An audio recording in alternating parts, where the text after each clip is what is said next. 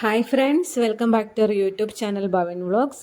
ഇന്ന് വളരെ പെട്ടെന്ന് ഉണ്ടാക്കിയെടുക്കാൻ പറ്റുന്ന ഒരു 5 മിനിറ്റും കൊണ്ട് ഉണ്ടാക്കിയെടുക്കാൻ പറ്റുന്ന ഒരു പനീർ മസാല കേട്ടോ. അപ്പോൾ ഇതൊന്ന് ഞാനൊന്ന് പെട്ടെന്ന് ട്രൈ ചെയ്ത് നോക്കി ഇത് എങ്ങനെയാവുമെന്ന്. അപ്പോൾ ഇത് വളരെ നന്നായിട്ട് വന്നിട്ടുണ്ടായിരുന്നു. അപ്പോൾ നിങ്ങൾക്ക് എല്ലാവർക്കും ഇത് ട്രൈ ചെയ്യാം. അപ്പോൾ നമുക്കിത് എങ്ങനെയാണ് ഉണ്ടാക്കുന്നതെന്ന് നോക്കാം. അപ്പോൾ അതിനായിട്ട് ഒരു സവാളയും ഒരു 2 പച്ചമുളകും സവാള ചെറുതായിട്ട് അരിയുക, പച്ചമുളക് നീളത്തിൽ അരിഞ്ഞിട്ട് അതിനെ നടുവ് മുറിക്കുക. അപ്പോൾ അങ്ങനെ ചെയ്തിട്ട് നമ്മുടെ ഒരു തവയുണ്ടല്ലോ, കല്ല് ദോശയൊക്കെ ചേർന്ന് അതിലേക്ക് കുറച്ച് വെളിച്ചെണ്ണ ഒഴിച്ച് സവാളയും പച്ചമുളകും ഇട്ട് കൊടുത്ത് നല്ലപോലെ വഴറ്റുക. ഇത് മുഴുവൻ സമയവും ഫുൾ ഫ്ലെയിമിലാട്ടോ ഇരിക്കുന്നത്.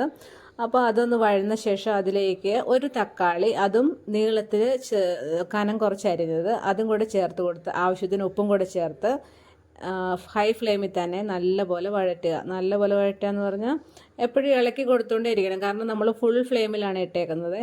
അപ്പോൾ അത് പെട്ടെന്ന് വഴന്ന് കിട്ടും. അതിൻ്റെ ഒരു ബ്രൗൺ കളറിലേക്ക് ആ സവാളയൊക്കെ വരും.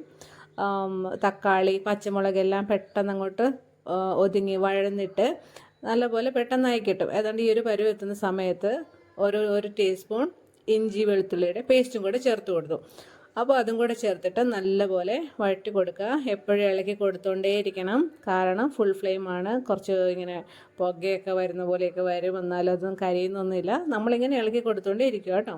അപ്പോൾ അത് നല്ലപോലെ എന്താ പറയുക, സ്മൂത്തായി. അപ്പോൾ അതിലേക്ക് കുറച്ച് മല്ലിയിലയും കൂടെ ചേർത്ത് കൊടുത്ത് നല്ലപോലെ ഇളക്കി കൊടുക്കുക. അപ്പോൾ അങ്ങനെ എല്ലാം കൂടെ നല്ലപോലെ ഒന്ന് മിക്സ് ആയ ശേഷം അതിലേക്ക് ഇനി നമുക്ക് ഇതിനാവശ്യമായിട്ടുള്ള പൊടികളാണ് ചേർത്ത് കൊടുക്കുന്നത്. അതിനായിട്ട് 1 ടീസ്പൂൺ മുളക് പൊടി, ഒരു 3/4 ടീസ്പൂൺ മല്ലിപ്പൊടി, പിന്നെ ഒരു 1/4 ടീസ്പൂൺ മഞ്ഞൾപ്പൊടി, അതുപോലെ തന്നെ ഒരു 1/2 ടീസ്പൂൺ ഗരം മസാലപ്പൊടി. അപ്പോൾ അത്രയും കൂടെ ചേർത്ത് കൊടുത്ത ശേഷം അതൊന്ന് നല്ലപോലെ ഇനി ഒന്ന് ഒരു മീഡിയം ഫ്ലെയിം ആക്കിക്കോ കേട്ടോ. അതും കൂടി ഇട്ടിട്ട് നല്ലപോലെ ഒന്ന് ഇളക്കി അതിൻ്റെ ആ പച്ച മണം മാറുന്നിടം വരെ നല്ലപോലെ മൊത്തത്തിൽ ഇളക്കി യോജിപ്പിക്കാം.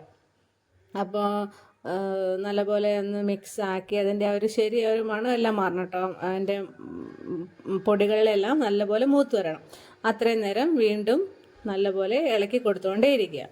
അപ്പോൾ അങ്ങനെ ഇളക്കി കൊടുത്ത ശേഷം ഏതാണ്ട് മണമൊക്കെ മാറി നല്ലൊരു മസാലയൊക്കെ മൂത്തൊരു മണം വരുന്ന ഒരു സമയത്ത് ഒരു കുറച്ച് വെള്ളം, അതായത് നമ്മുടെ ഈ മസാലയെല്ലാം അതിൻ്റെ പൊടികളും നമ്മളിട്ടിരിക്കുന്ന സവാള പച്ചമുളക് തക്കാളി ഇതെല്ലാം കൂടെ കിടന്നൊന്ന് സെറ്റാവാനായിട്ട് ആവശ്യമായിട്ടുള്ള അത്രയും വെള്ളം, അതായത് ആ ഒരു പാത്രത്തിൽ കൊള്ളുന്ന കുറച്ച് വെള്ളമല്ലേ, അപ്പോൾ അത്രയും വെള്ളം ഒഴിച്ചു കൊടുത്തിട്ട് ഇനി അതൊന്ന് അവിടെ ഇരുന്നൊന്ന് പറ്റണം. അപ്പോൾ ഇനി ഇളക്കി കൊടുത്തുകൊണ്ടിരിക്കണം. ഞാൻ പിന്നെ ഫ്ലെയിം കൂട്ടി ഫുൾ ഫ്ലെയിമിലാട്ടോ.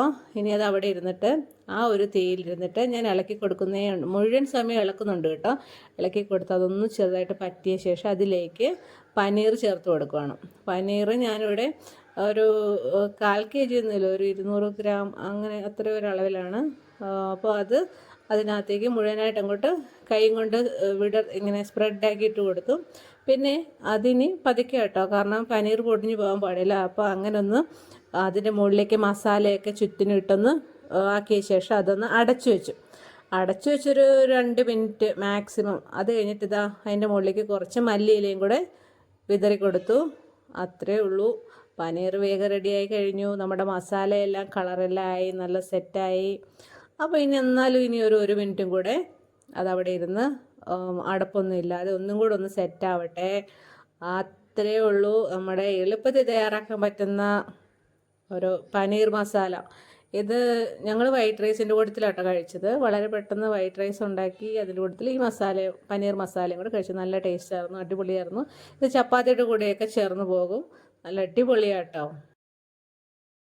അപ്പോൾ ഇനി പനീറൊക്കെ മേടിക്കുമ്പോൾ ഇതൊന്ന് ട്രൈ ചെയ്ത് നോക്കണേ. അപ്പോൾ എല്ലാവർക്കും ഇഷ്ടപ്പെട്ടെന്ന് എനിക്ക് ഉറപ്പാണ്. അപ്പോൾ ഇനി വീണ്ടും ഒരു വീഡിയോ ആയിട്ട് വരുന്നത് വരെ എല്ലാവർക്കും നന്ദി, നമസ്കാരം, ആൻഡ് താങ്ക്സ് ഫോർ വാച്ചിങ്.